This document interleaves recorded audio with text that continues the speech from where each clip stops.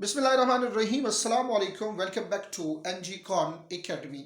The topic is plastid और plastid के लिए सबसे पहली और इम्पॉर्टेंट बात जो आपने याद करनी है वो ये है कि they are pigment containing organelles. Plastids जो है ये क्या है? They are pigments containing bodies, और ये जरूरी है याद करना कि ये पिगमेंट कंटेनिंग बॉडीज कहां पे है? In plants sales only. ये पिगमेंट कंटेनिंग बॉडीज सिर्फ और सिर्फ कहां पे है? प्लांट सेल्स में है। क्लियर हो गई ये बात? तो इट मींस के प्लास्टिड्स एनिमल सेल्स के लिए नहीं है। ये ऑर्गेनेलीज सिर्फ और सिर्फ कहां पे होगी? यूकैरियोटिक प्लांट सेल में। ठीक है, अब ये प्लास्टिड आपके पास तीन तरह के हैं। गौर करें कौन कौन से प्लास्टिड्स हैं।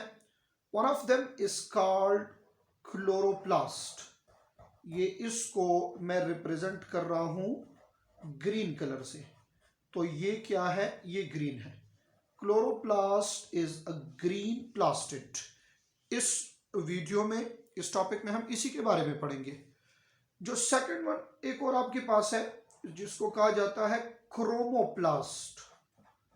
क्रोमोप्लास्ट, तो भाई क्रोमोप्लास्ट जो है ये कलरफुल है। ठीक है, मैंने रेड लिखा है तो डजंट मीन के रेड है।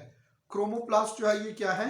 ये कलरफुल है। ये देखिए ये हो गया है कलर। ठीक है, डिफरेंट कलर्स आपके पास आ गए हैं। ठीक है, अब आपको पता चल गया है। तो क्रोमोप्लास्ट कलरफुल, क्या मतलब? Colours other than green. Chromoplast जो है ना, this is colours other than green. अब एक और है हमारे पास जिसको कहा जाता है लीकोप्लास्ट। तो लीकोप्लास्ट जो है ये क्या है आपके पास? ये कलरलेस है। क्लियर? इस चैप्टर में, इस टॉपिक में, आपके कोर्स में यहाँ पे मेन जो चीज है वो है क्लोरोप्लास्ट, और इस वक्त हम पढ़ेंगे structure of chloroplast. This is important. Structure of chloroplast हमने यहाँ पे पढ़ना है, और इसके कुछ फंक्शंस और बाकी चीजें ये चैप्टर 4 में है। फिर तो स्ट्रक्चर ऑफ क्लोरोप्लास्ट गौर करें जरा। The very first thing, chloroplast जो है जस्ट लाइक माइटोकॉन्ड्रिया, ये क्लोरोप्लास्ट भी एक डबल मेम्ब्रेन स्ट्रक्चर है। क्या है? क्लोरोप्लास्ट ये भी आपके पास डबल मेम्ब्रेन है। Point number 1, double membrane structure. ठीक है। नंबर 2, क्लोरोप्लास्ट जो है ये आपके पास, इसके अंदर तीन इंपॉर्टेंट स्ट्रक्चर्स आपको मिलेंगे। जरा मैं इसको ड्रा कर लूं तो आसान हो जाएगा आपके लिए। गौर करें मेरी तरफ। फर्स्ट आपके पास ये है जनाब क्लोरोप्लास्ट। गौर से देखें और समझे इसको। ये है स्ट्रक्चर ऑफ क्लोरोप्लास्ट। अब इस क्लोरोप्लास्ट में दो रीजन्स, दो चीजें आपको मिल रही है। जरा गौर से आपने देखना है मेरी तरफ, इंपॉर्टेंट है चीज। अच्छा, इसका ये दूसरा मेम्ब्रेन मैं यहां बना लेता हूं, और मैं इसको ग्रीन इसलिए रिप्रेजेंट कर रहा हूं क्योंकि क्लोरोप्लास्ट ग्रीन कलर को क्या करता है? रिपेल करता है। और जब ये ग्रीन कलर को रिपेल करेगा तो इसकी जो अपीयरेंस है ये भी आपके पास क्या होगी? ग्रीन होगी। तो ये जो डबल मेम्ब्रेन स्ट्रक्चर आपको नजर आ रहा है, ये double membrane, this double membrane is actually called envelope. इस डबल मेम्ब्रेन को क्या कहना है? इसको इनवेलप कहेंगे। एक स्ट्रक्चर तो ये हो गया। अब इसके अंदर थाइलोकाइड डिस्क्स, थाइलोकाइड मेम्ब्रेन्स ये मौजूद है। ये आपके पास है जनाब थाइलोकाइड्स, और इन थाइलोकाइड्स से यहां क्या बन रहा है?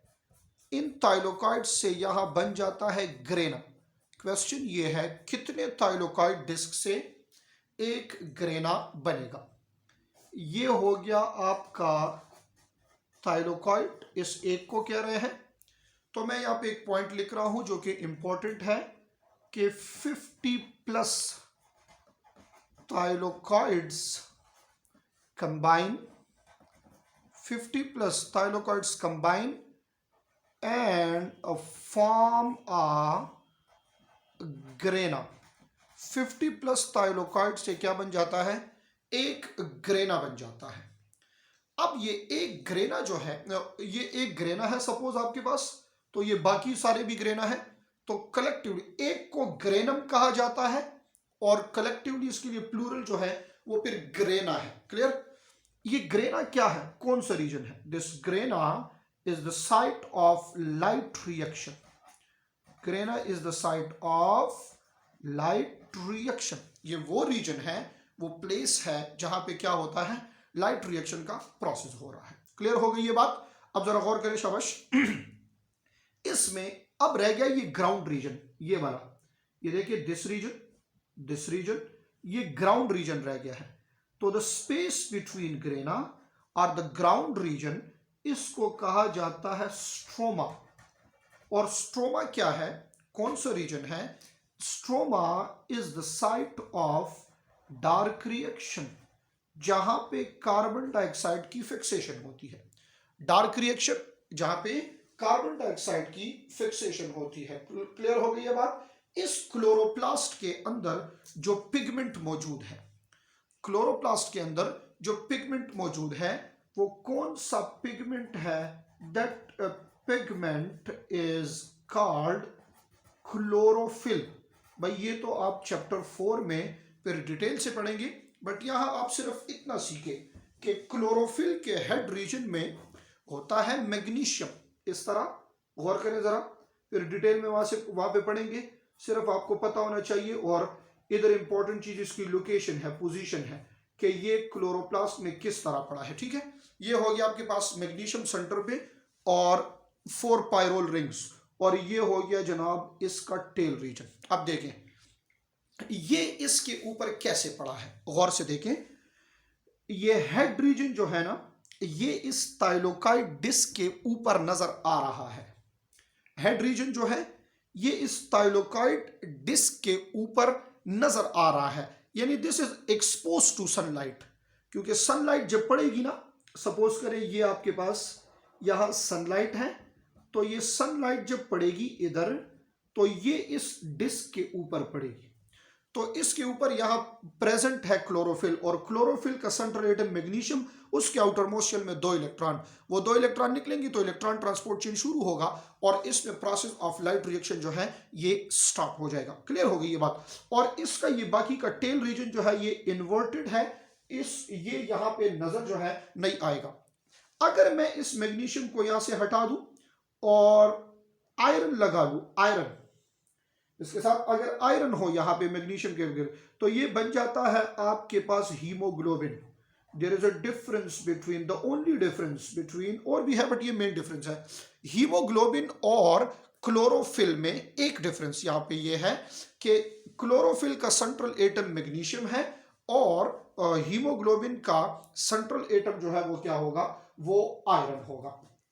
तो भाई 3 स्ट्रक्चर्स, 3 चीजें इंपॉर्टेंट है क्लोरोप्लास्ट के लिए, ग्रेना, स्ट्रोमा, और इसके साथ कौन सी चीज, इसका एक double layer envelope. This is the structure of chloroplast जो कि प्लांट सेल्स में होता है। एंड क्लोरोप्लास्ट की जो लोकेशन है आपके पास, ये क्या होगी?